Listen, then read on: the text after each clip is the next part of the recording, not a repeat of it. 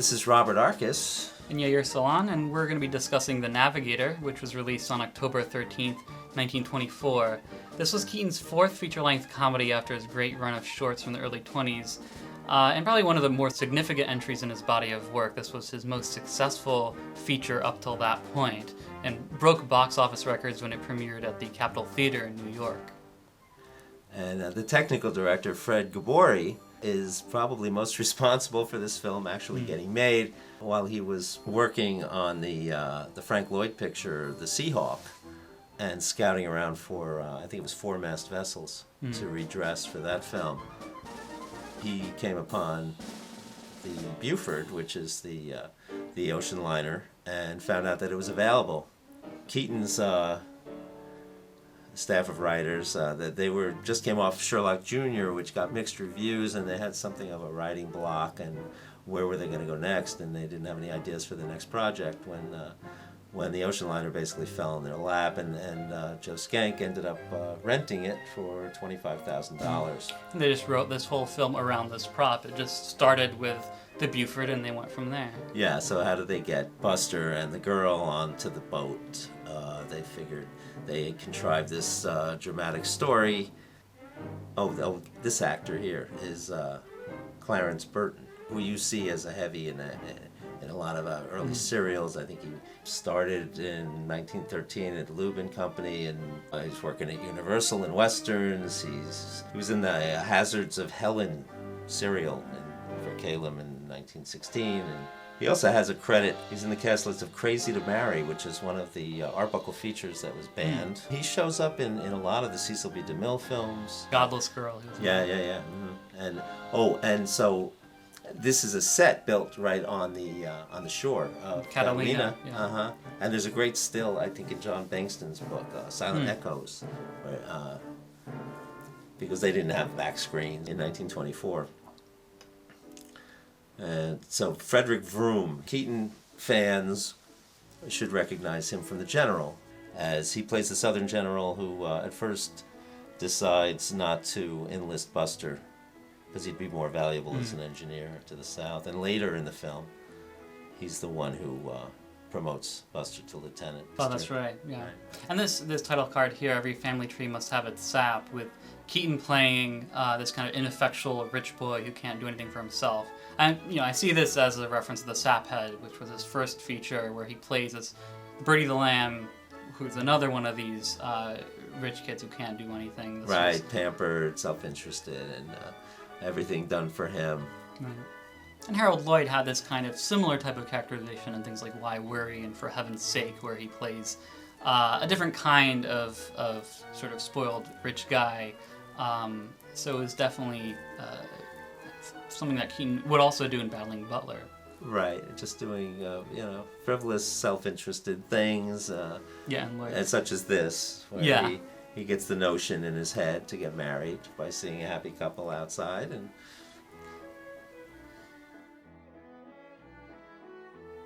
we see this picture of Catherine McGuire up there.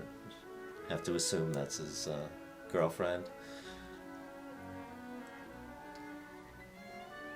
Like many Keaton features, it starts slowly to build the characters and to get them, to get them aboard the ship. And again, Keaton relished playing a rich, spoiled. He does this in again, as you said, in Battling Butler, and in I think it's Sidewalks of New York, in the MGM. Yeah, and in Doughboys as well. Now here's the first of the really wonderful visual gags. And this variation of this sequence is done in a Lupino Lane comedy, The Fighting Dude, which was directed by Roscoe Fatty Arbuckle. And this is one of Keaton's favorite gags in the picture of him just going across the street proposing suddenly, and then which solidifies his character here. And apparently Keaton said in a later interview that this kind of bit was later stolen by other comedians from him.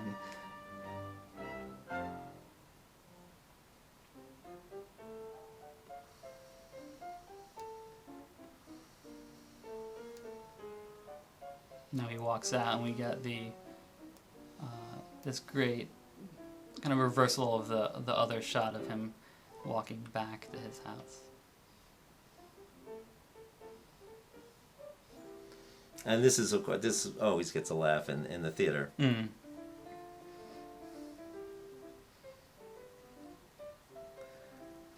I think what really makes this work is the camera work. Yeah. Basically, long shot. And how it moves with Keaton in the car. Yeah. To show the absurdity of it. Generally sets up this kind of tension between the two of them that you're going to see work itself out throughout the film. Yeah, it's an unrequited love. And of course, moving the plot along. Buster decides to go on the boat.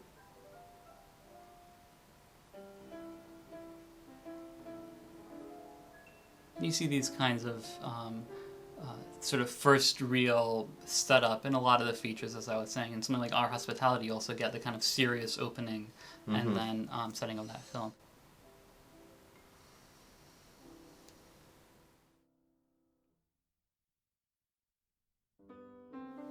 This is a reference to two songs that the audience would have recognized. Kiss Me Again is from a Victor Herbert operetta from 1905 called Mademoiselle Modiste.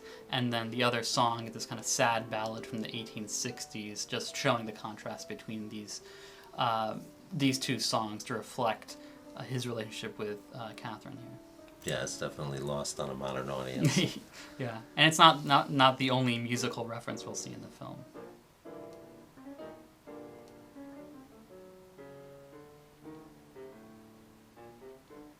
This is a device that you see in a lot of comedy films and even Roscoe Arbuckle films, and you'll see it twice in this film, where part of the sign is obscured to read something else. Yeah. And that's how we get Buster at the wrong pier on the wrong boat.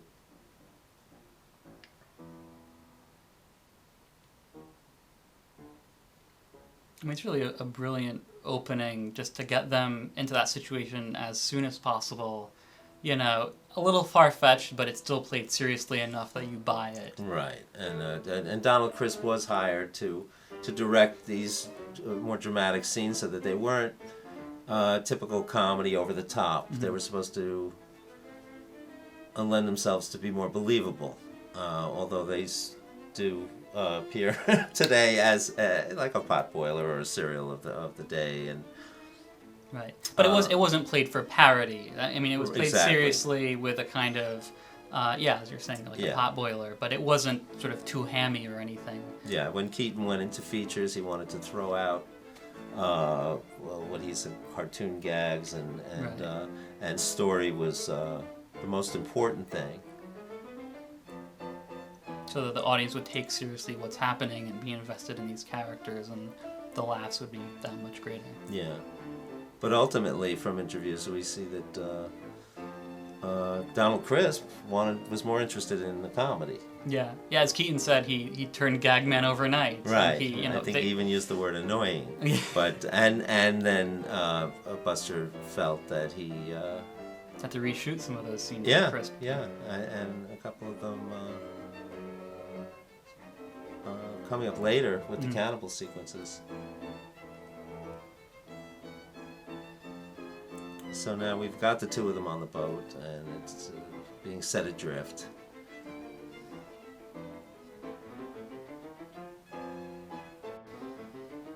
And again, this is sort of startling style of directing here with the wide shot. That this is not CGI or back screens. Right. That's Catherine McGuire on the edge of the ship. There, and, yeah. You know, and a big sense of danger. Yeah, I mean, there are these moments where McGuire, you could tell it's her, she's part of the action. Definitely lends it a lot of authenticity.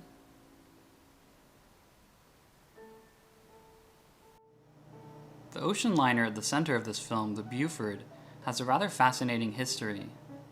It was originally built in 1890 when it was known as the Mississippi, and for a number of years it was a shipping vessel between London and New York.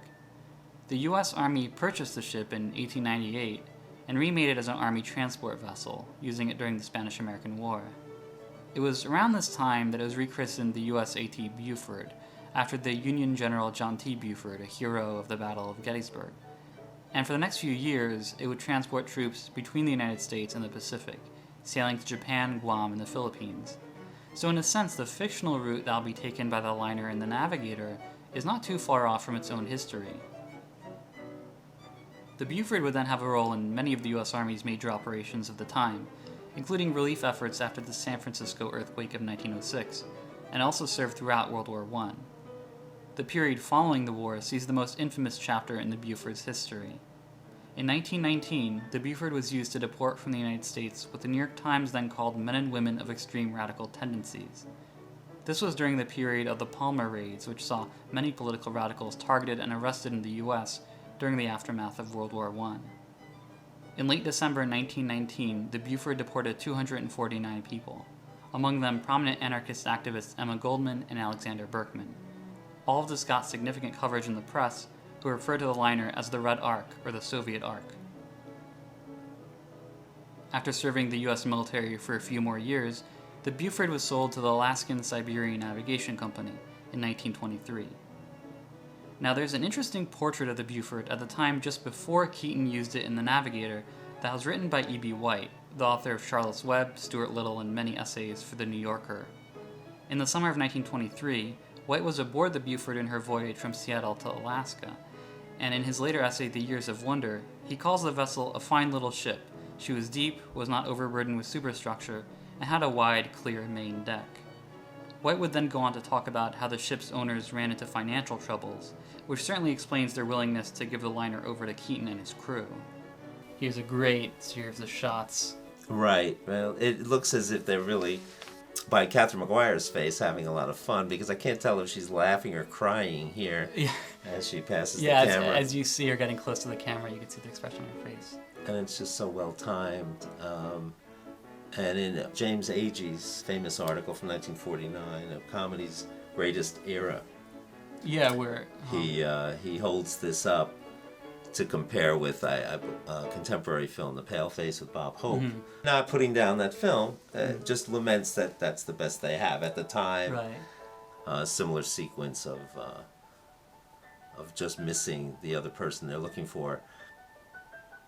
And the way he describes the scene is almost poetic, as is the scene to watch. Mm-hmm. Yeah, the timing is just amazing, and again pulling the camera out to wide shot. To see all the decks of the ship. Right. Keaton, as a stage performer now, is using the film frame as his stage, and composing it beautifully. Yeah, and that's how Agee ends the article. And his point is that the Bob Hope film sort of pales in comparison to this, right? And that this becomes representative of the visual imagination in silent comedy that he was arguing filmed in the late 40s did not have. It really led to that resurgence of interest in silent comedy at a time where just after that began the big revival of Keaton's work. Here they finally meet, and this is really a very clever way to bring the two together. I mean, they have such great chemistry in this film. I mean, it reminds me of sort of the courtship sequences in Sherlock Jr. between them. It's sort of a little awkward. And she does, and she's a good physical comedian, and she takes quite a few spills here. I mean, many of the Keaton leading ladies in his features, the first one, Margaret Leahy in The Three Ages, wasn't even an actress, wasn't she? Olympian. Oh, yeah. Yeah. I mean, really, Catherine McGuire is, this is the best, I think, female lead in all the Keaton features. Yeah, and she has the distinction of being in two of his independent silent features. Catherine McGuire's film career began as a Senate girl. She was a bathing beauty. Yeah. And in 1919. And she actually joins the list of Keaton leading ladies who were Senate bathing girls. Sybil Seeley, Virginia Fox, Phyllis Haver. Right. She worked her way up to leading lady in shorts and features. She's the leading lady the previous year in The Shriek of Araby. Oh, with Ben Turpin. Opposite Ben Turpin. And in 1922, she's one of the original Wampus baby stars. That was Western Motion Picture Advertisers. And in 1922, they picked 13 girls every year. And it was, I guess, prestigious for them to get their name out there, publicity. This is before the Oscars and other awards. I mean, the various awards they have today that make an actress more marketable. And by Wampus babies, they mean like junior stars. And that went on, I think, until the early 30s. Ginger Rogers, Joan Crawford were two that went on to superstardom. I think many of the others are pretty much forgotten. After working with Keaton McGuire, worked with Lupino Lane and Charlie Bowers. Right, she went over to educational. She was supporting features. She did some westerns. Yeah. Late in the silent era, she was supporting Colleen Moore in a couple of her films.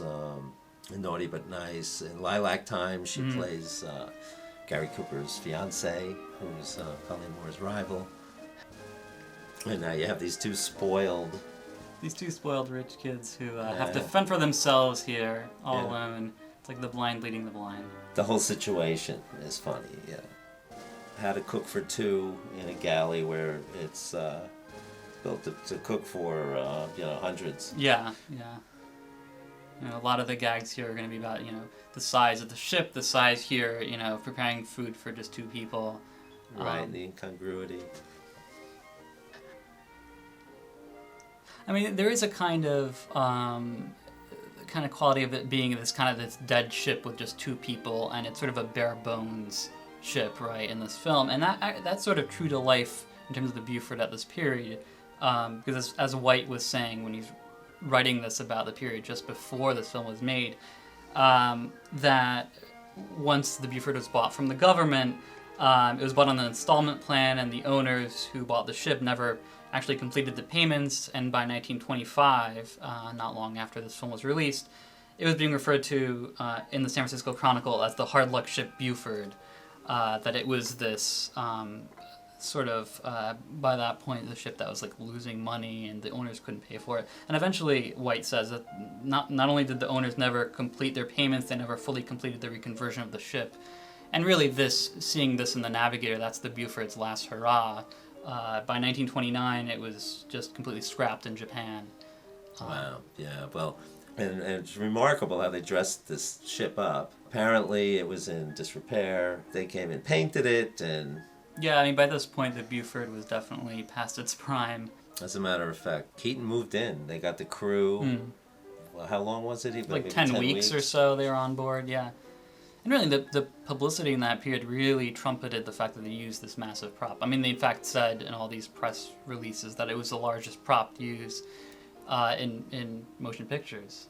And well, that could still be true. I mean, it's definitely, it should be up there. This really is a unique film in that respect.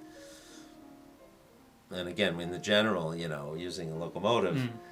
Yeah, and there were reports that there were all basically it was like a portable film studio on the Pacific here. I mean, they had all these people who moved in. They had all their film stock. Right. Apparently, they brought 100,000 feet of film. They could dark rooms. They could cut the film there.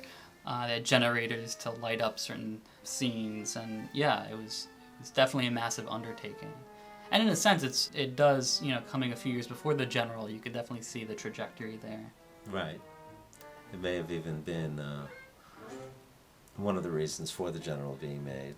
And even if this film has such a massive scale with the ship, he has all these little moments like this sequence where you're paying attention to him just doing a very simple task and sort of breaking things down. And so you get all these different aspects of Keaton's work, not only these kind of big spectacles, but these little gag sequences that are very sort of minute.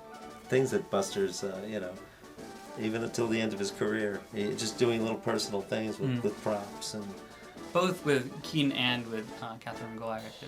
I believe you were saying it reminded you a little in The General. Where, Yeah. I mean, this moment here. Of course, there's no way in the plot that they could get off the boat yet. So the fact that Catherine McGuire picks the prettier flag.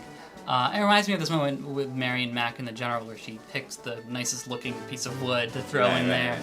And the one with the knothole she throws over. Yeah. But another sort of battle of the sexes gag. Right. It's one of the things that makes these films timeless, really. Right. But you do see both of them, Catherine as much as Buster, sort of, learn to master the ship.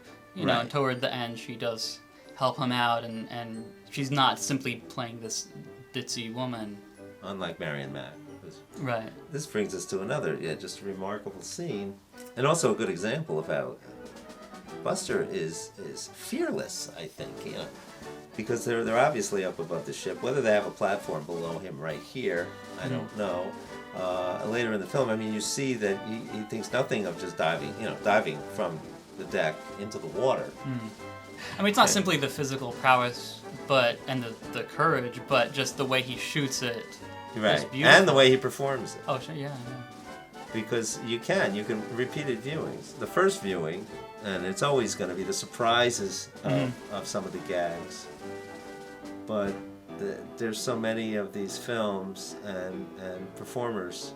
I mean, Laurel and Hardy is one of them too. Where you know what's happening. In fact, the way they film things, they telegraph. You know what's going to happen. Right, and the fun of it is watching them do it. Again, here it is where he brings the camera back. Right.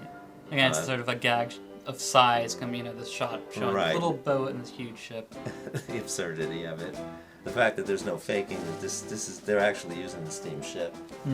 It's a very documentary style of directing. It is, yeah. I mean, it's to show you that what you see is actually happening. And again, another gag of size of trying to get this little ship to pull the. Yeah, and this is just brilliant. And we see, Keaton sinking the boat single-handedly, and not even realizing it until his head's under the water. I mean, it's not simply just doing performing these actions, but actually doing it in a really funny way. It's right. Well, that's why he never used a stuntman except I think the scene in college. Right, the pole vaulter. Yeah. Into the second-story window, which he said he actually tried, but. And here, of course, you have him getting hit with a life preserver.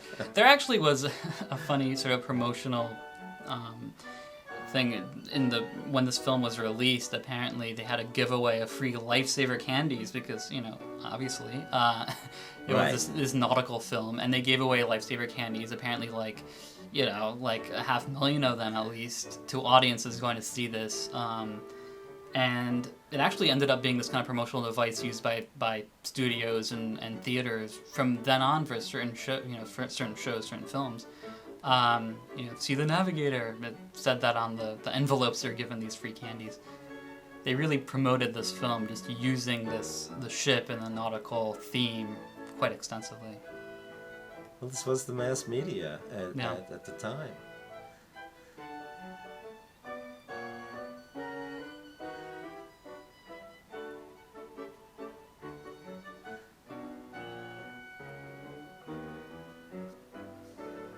I mean, a lot of it so much is about kind of the machinery of the ship and a very, kind of modern sense of working with machines and, sort of industrialization and all that. And you see that throughout Keaton's films, of course. And the size, Yeah. And this, of course, one of great reactions shots. Favorite moments in the film, yeah.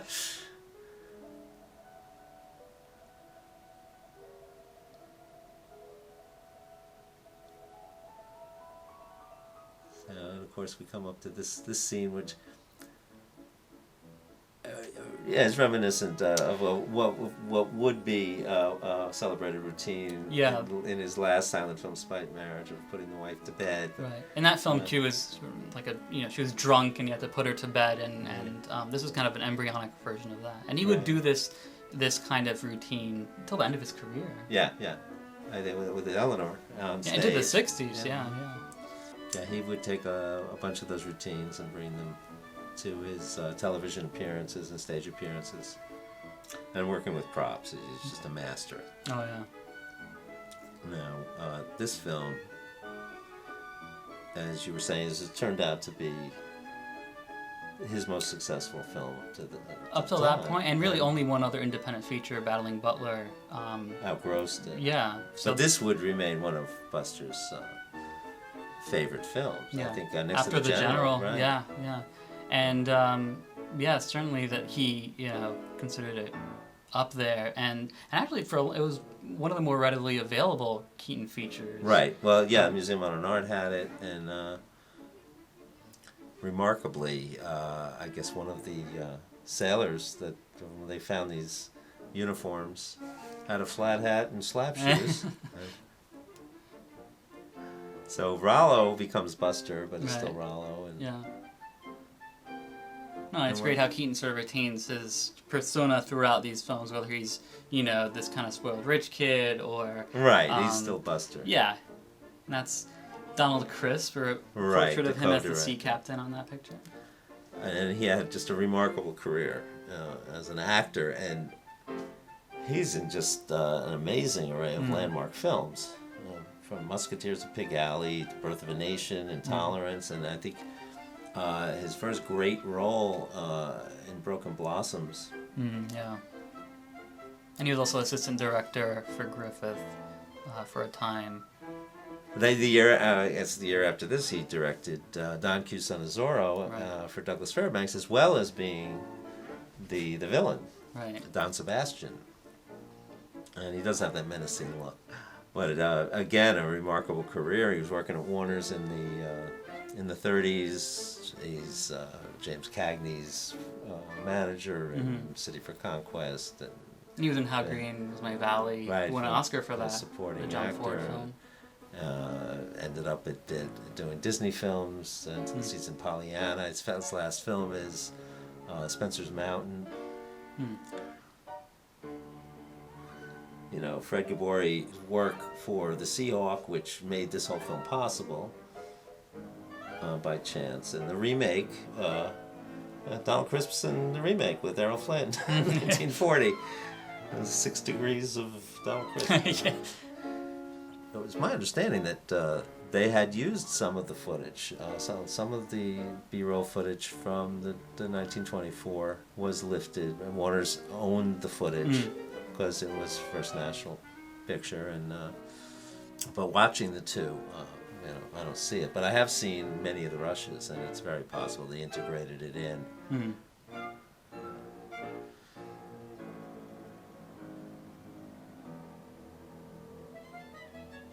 Here you get another one of these, this sort of obscuring part of the, a word here. It's Roman candles, it's firecrackers that they're going to use.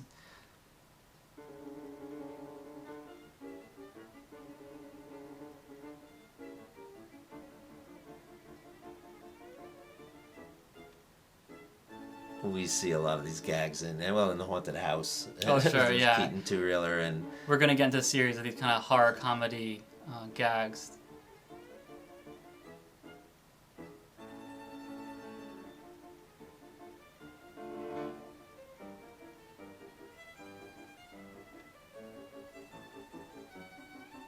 And that's a gag from the Haunted House where the chair comes alive with someone.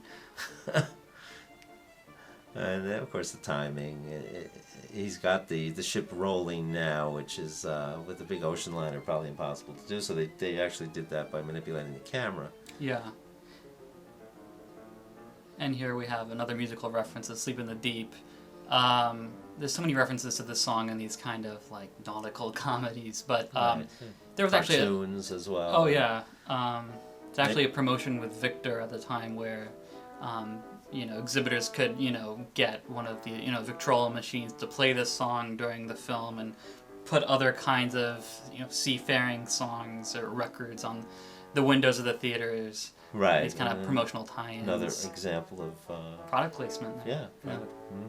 And these really imaginative textualizing the song on screen there. Now this is going to lead to a really great shot here of the cabin door sort of ominously open and closing. And the way this was achieved was actually quite complex. They put wires on the top of these doors so they could simultaneously open and close. And as you were saying, they hung a weight off of the camera to make it seem like it was rolling from one side to the other. And Keaton, of course, had to lean toward the correct way and basically time everything so precisely as they did. And his timing, of course. Perfect. It's so much fun. It's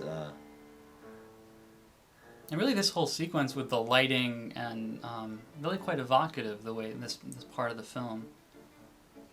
It really makes up for some of the kind of stock horror comedy gags because it's so well done.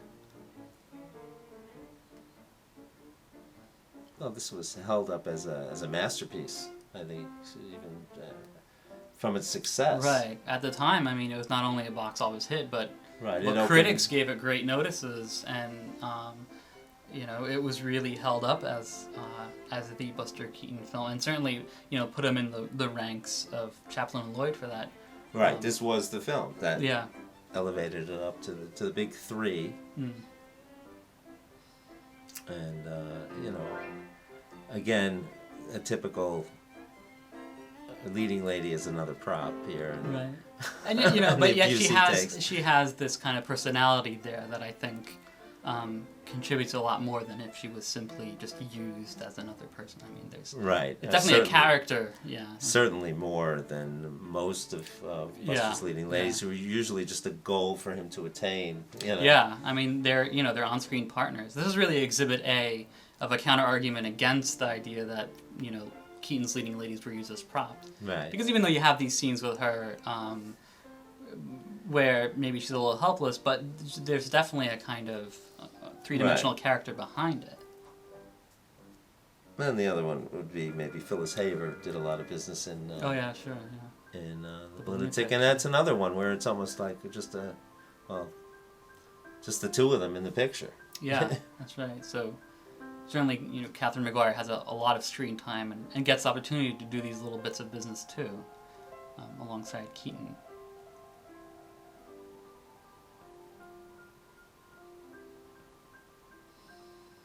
These a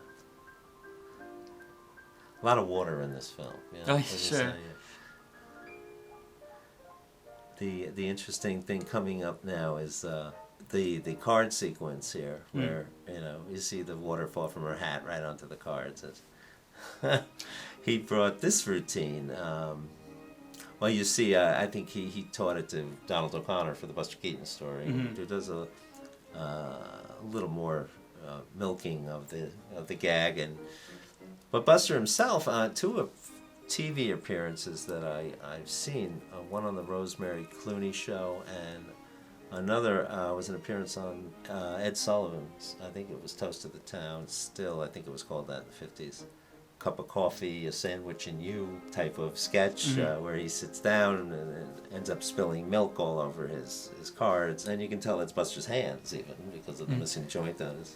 Oh right, on his index finger. Yeah. Right, yeah. So he did. He till the end of his career, he would utilize his routines. Mm. Yeah, this film is full of these kind of moments that he would come back to, and these little, it's just like a small moment, like the or even this, right. I mean, in the general, there's just a scene where they end up falling asleep in our hospitality, and now on the stagecoach. So there are these kind of intimate moments, and also these small comic sequences, despite the fact that it's on this huge ship, and there's a kind of, it's this massive prop that he's using. There's also these little intimate gags that Keaton always loves to put in his films. Yeah, in the promotionals, did they have those little? Was it the pennants? Yeah, pennants of the Navigator. I wouldn't be surprised. I mean, they had the that costume. Yeah. They advertised buy a sailor suit. I mean, everything in this film. Buy picture frames because Catherine Maguire has a few of those pictures in the film. And it was some ridiculous number of cast Oh, and extras and crew that they had on the... They claimed they had 1,100, cast and crew on the ship, which I'm sure is inflated. I mean, it was definitely a massive undertaking, no doubt about that. Yeah. But they milked... From what I've read in interviews, it was really a skeleton crew Right. and what they needed for technical staff and etc. Certainly the promotional department milked this for all it was Right. worth, and quite successful. I mean, it did so well. And And here now, we have the... yeah, after 3 weeks, they are all of a sudden self-sufficient, Right. and we And have they're- these Rube Goldberg-type Right. contraptions. In his which own are- way, he mastered the ship, and this is reminiscent of the Scarecrow, Absolutely, the earlier yeah. short. Here. Right, and I think it was Bruckman in that interview said they made it a Buford built for two. Yeah. And it's delightful to see, And apparently Keaton was fond of doing this off screen as well, of making these little contraptions. Right, which goes back to his days of Muskegon with his practical Yeah. jokes, Right. the collapsible outhouse. And here he's figured out how to, hard boil these eggs. Right, and get them out safely. Yeah, yeah. And even later in life, he set up these elaborate model trains that went through the house and out to the yard, and you can see in the electric house very much like that, where they would serve plates of food on them. He's definitely bringing in this sense of play and throughout his career here. Yeah. We come back to the next part of the story, and again where they brought Donald Crispin to direct as so that the cannibal sequences are not going to be Too over the top. right, Yeah. right, from like the comedies of the day. Right. And of course Keaton had to reshoot some of that because it ended up being a bit over the top for his taste. Right. Well, he said that Crisp came in and wanted to be more of a comedy director, and he was more interested in that. Yeah, yeah.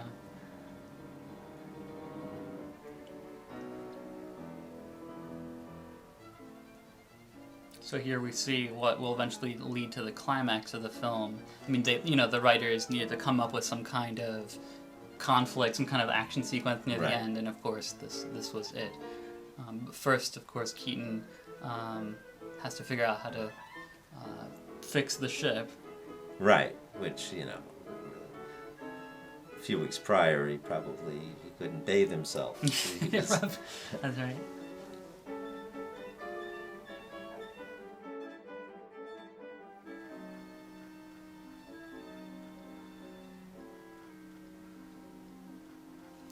And of course, back then, deep sea diving was very dangerous. Oh yeah, I mean he was definitely putting his life on the line for this. Well, he was no stranger to that in his films. Oh, He was doing much more dangerous stunts than he ever did on the stage. Once he got into films, and the Steamboat Bill Jr. Side of the house Right, coming down yeah. on him is a great I mean, example this of is that. nothing compared to that. Right. But his reactions are so great in this scene, where his sort of the expressions on his face. I mean, he's called the great stone face, but I mean he's registering fear so well and so. Well, he comically. really does register every emotion. Yeah. His face was never still. It just didn't smile. Mm. And actually, you can almost once in a while see what Oh smile. yeah,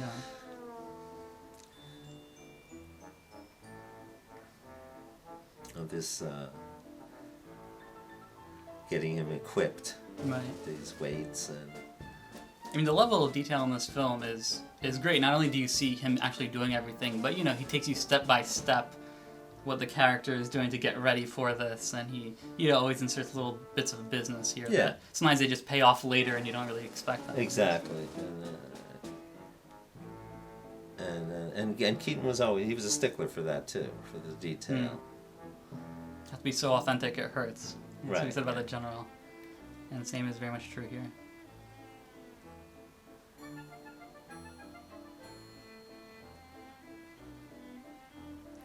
He's getting his tools ready, and Yeah, this little gag with the cigarette, oh yeah, and I'm pretty sure I've seen this in an anti-smoking campaign several years ago. Now, in an earlier take, the story goes that McGuire accidentally, completely locked the helmet, and he almost suffocated until a crew member on the set noticed that it was genuine distress, and that he took off the helmet immediately. And you could almost see Keaton's, worrying look in his face. That's all too real here.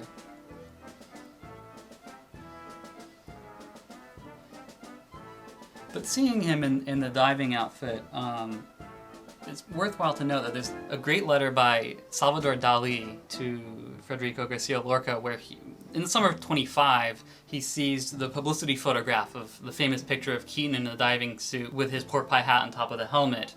And in the letter, Dali is sort of excitedly saying that Buster Keaton has made a film on the seabed with a straw hat on top of his diver's helmet, and he's, incredibly, excited for this film that's coming out.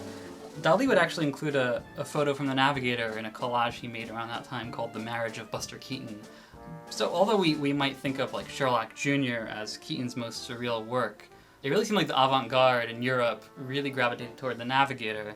And actually, when Luis Buñuel was programming a show of silent comedies in Madrid in 1930, the Keaton film he chose as part of that program was The Navigator, a chunk from this film.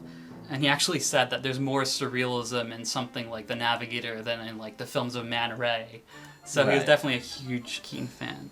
And actually in the mid-20s, some of Keaton's work, The Navigator, Our Hospitality, and Go West, actually had played at a theater in Paris called the Vieux Colombier, which was the first art house theater. So they played this, The Navigator, alongside much more experimental films. So there's definitely a through line from this early interest in Keaton by the 20s avant-garde up to his work with someone like Samuel Beckett in film in the 60s, late in his career. Yeah, and interestingly, Keaton's work has this sort of surrealist edge to it that is the term surrealism was really just hadn't really been invented yet. It's just coming around now at its time. It was in this year, 1924, that André Breton wrote his Manifesto of Surrealism. So even though Keaton, of course, wasn't part of that, there's something in the air at this point that Keaton certainly tapped into, and the Surrealists greatly admired Keaton's work. Now, there was a gag that he ended up cutting out of this film where he's playing traffic cop to schools of fish, which he talks about, and then rejected because he felt, well, you have these two people in this dire situation, and it deviated too much from the story. It didn't move the story along. It was kind of gratuitous, and apparently he did give it to the promotional department, and they used it as a trailer, for lack of a better word. And it would be wonderful if that was discovered to still exist in some archive somewhere. But this was really a groundbreaking scene, this underwater part where... Right. Well, many of the comedies at the time. There's actually a remake of Fatty and Mabel Adrift called All Wet, starring Al St. John, and there's an underwater sequence, but it's obviously shot on a stage, and they're shooting it through an aquarium or through glass, and it's more of puppets. And now, shooting this sequence underwater, they're actually underwater. This is a mock-up of the Buford. They had scheduled to shoot it at Riverside Pool, and it turned out that at the deep end it was 8 feet, and the propeller mock-up is 12 feet. So they got permission to build the walls of the pool up to 20 feet, and when they filled it with water, the floor of the pool buckled and it crumbled, and they ended up having to pay for a new pool for Riverside. So they did some tests over in Catalina and found the water to be too milky. Apparently it was mating season for the fish, and he also mentioned that the floor, the sea bottom, the dust would kick up and obscure him. He knew Lake Tahoe was crystal clear, but it was a mile high and it was very cold water. But they went to 500 miles with the cast and crew, and shot this underwater. Buster could handle it maybe 15 minutes at a time, and they'd bring him up and revive him with straight bourbon. Prohibition, too.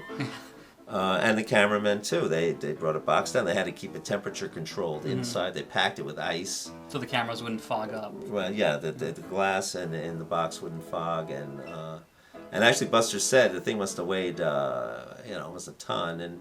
And because you can lift things underwater, and they needed to move the camera back, he actually lifted the box and pushed it back. And they spent, I think, about 4 weeks underwater filming that. Right. They went over budget, apparently, yeah. with this. Starting with having to replace the pool. You sure? And,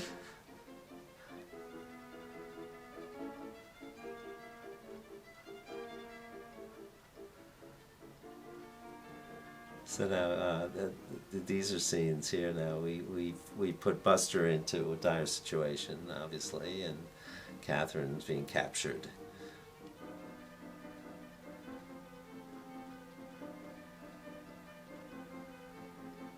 They ended up shooting the underwater sequence last.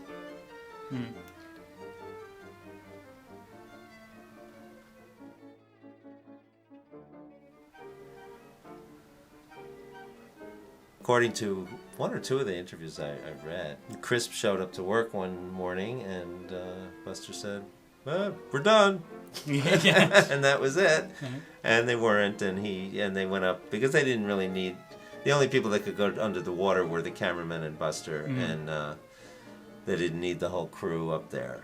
And then they went back, and he did reshoot a couple of the scenes that Crisp did, because Buster didn't want any overacting.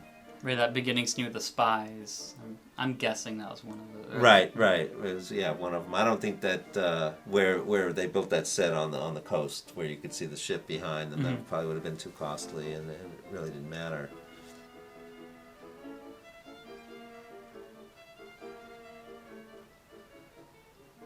Again, here's a nice 1924 special effect where it's an octopus. Right, and probably the most cartoony part of the film here, where the tentacle Right. reaches Well, out. it's very much like the clutching hand of the cinema, and the continued next week serials. Yeah.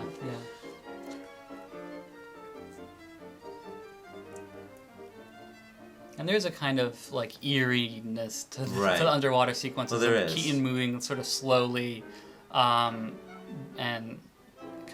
that is, Well, earlier when he's descending into the water from the ship, it's kind of eerie's a good word. Yeah. Creepy too. So here's a sequence that Keaton later said that they reshot this part where he said, well, this shot here where this shot where she's down at their feet. Yeah. Because he said Crisp's. She was being revived from her faint by smelling their feet or something. He thought it was too comical, so he reshot this that we know about. Now, interestingly, there's a film by Andre Dide from 1912.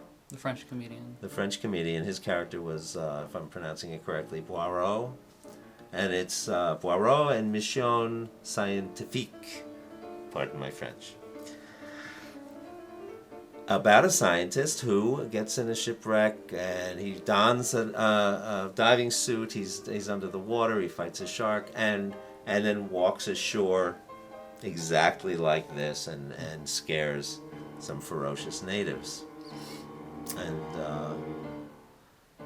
so possibly like Havas or Bruckman or Keaton saw this. Right, back in 1912. And the remarkable thing is seeing more of these early French films and European comedies from pre-1910 to early teens, how they really set the tone for film comedy and were a great influence on American film comedy, certainly. Sure, and you see some of the sort of like blueprints for sort of the more well-known comedies later on. Right. Yeah, absolutely. I mean, starting with Marcel Perez and Max Linder. Oh, sure. Now, that's Noble Johnson as the chief cannibal. Noble Johnson had a really interesting career. Even though he's somewhat of a forgotten figure today, Johnson was an early film pioneer.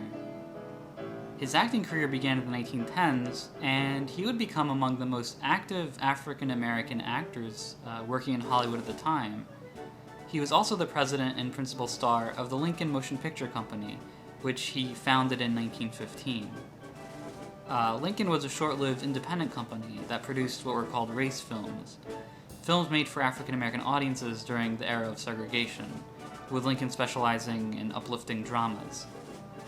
So at the same time as he was working for studios in Hollywood, Johnson was a producer and star for Lincoln. He eventually left the company in 1918, and it is said that the Hollywood studios would not allow him to continue to work for them while also heading Lincoln, whose films they saw as direct competition. A few years after he left, Lincoln would go out of business in the early 1920s. For the next 3 decades, though, Johnson was an in-demand character actor in Hollywood and would appear in many roles in numerous high-profile films of the period, from the 1920s well into the 40s. A list of credits. He's also in some. He's in King Kong and. What is it? Lives in the Remorque and. Right, and he's in Thief of Baghdad with Fairbanks. Yeah. And Redskin with Richard Dix and up until I think into the 40s. Yeah, I think he retired. And usually playing stereotypical roles, ironically, from his starting films. And actually, the same year as The Navigator, talking about stereotypical roles, he again played a cannibal chief in a film called Little Robinson Crusoe, which starred Jackie Coogan, who was the child actor in The Kid with Chaplin. And the interesting thing about Little Robinson Crusoe is that the film was directed by Eddie Klein, who worked with Keaton on his shorts as co-director and also on his first independent feature, The Three Agents.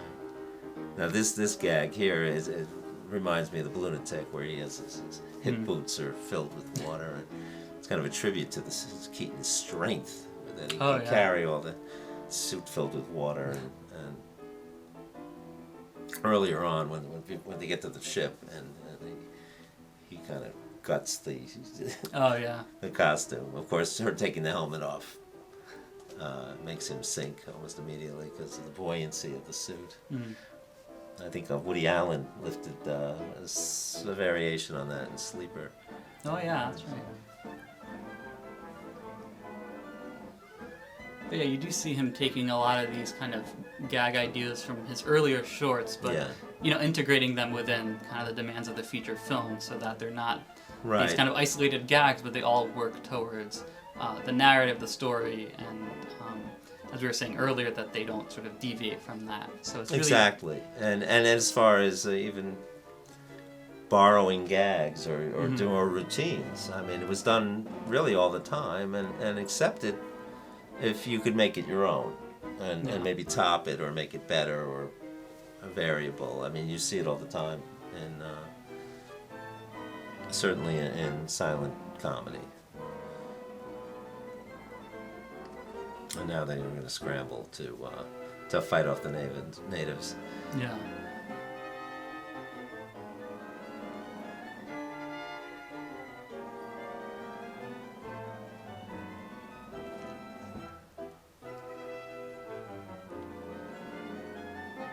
I'm bringing out the firecrackers. Right, heavy artillery. Yeah.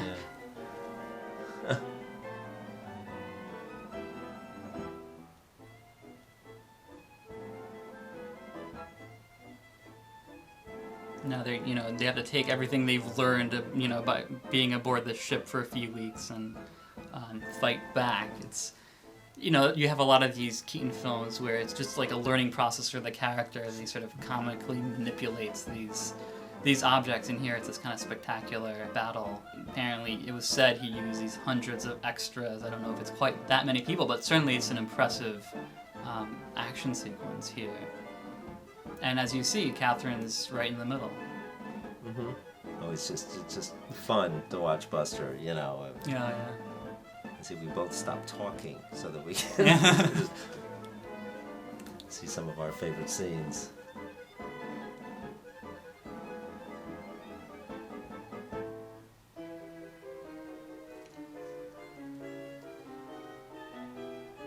This was his most successful picture up to that point, and certainly the one that elevated him up to the status of Chaplin and Lloyd, but he still was a distant third, box office-wise.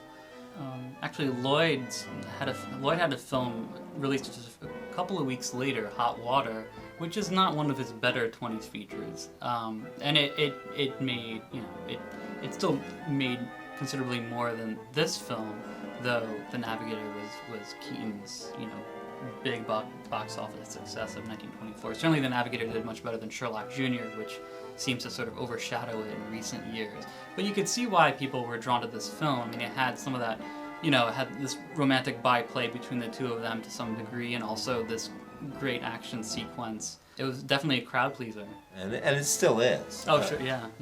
And you can see how he would need to make this film before making something like The General. Right. And it wasn't simply a dry run for The General. The film stand on its own, but you could definitely see the growth there for him as an artist. Right, and you're getting Buster here, Yeah. and really at the peak of his Sure. of his abilities, and then a gag like this, which is kind of reminds me of what Chaplin would do the following, next year in the 1925 in the Gold Rush. Everywhere he goes, the gun's pointing at him, and he tries to hide.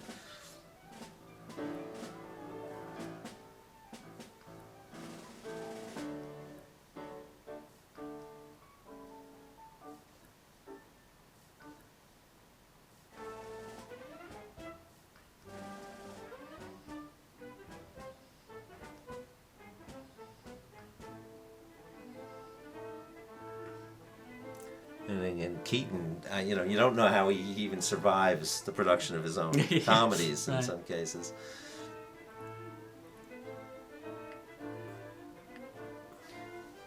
And to show you how successful the film was, apparently President Calvin Coolidge at the time screened The Navigator at least 3 times or so in his private screening room on the presidential yacht, the Mayflower. So apparently he was a Keaton fan. I really enjoyed the film. Like writing comedy in lightning. So you saw another great shot of all the decks being overrun by the villains of the film here. And reading that interview with Bruckman and Keaton, and when you see in the old westerns, they have a gun to the women and children's heads because rather dead than be captured, and that would be a fate worse than death. Here, there's feeble attempts at blundering into an escape here, sinking their ship, and everything it just seems hopeless at this point. And Bruckman and Keaton are basically saying this is the end of the film. There's nowhere else to go. It's sad. The spies who set this boat adrift had done their job, and ultimately, it's a tragic end. Almost thinking about near the end of the boat, his short, where it looks like they're going to drown Keaton and his family. Yeah. Essentially. But of course, this is a comedy. Yeah. So right. You have to have a rescue. Have this, the submarine has to be there. Mm-hmm. You kind of see a similar gag, a variation in a Lloyd Hamilton comedy later on, where he runs a beanery or something, which ends up on a roller coaster and off the pier and ends up on a submarine.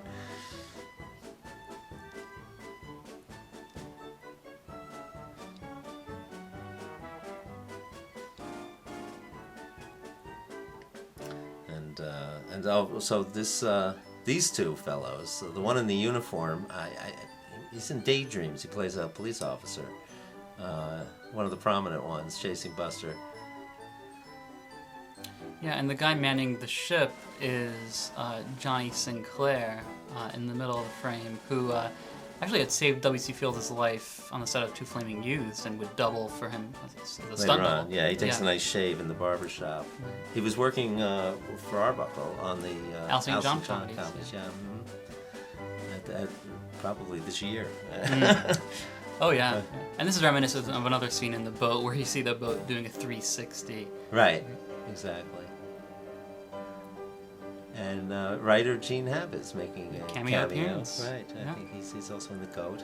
And this concludes The Navigator. Yeah, a landmark comedy for Keaton, and it certainly still retains its charm after all these years. A delightful film.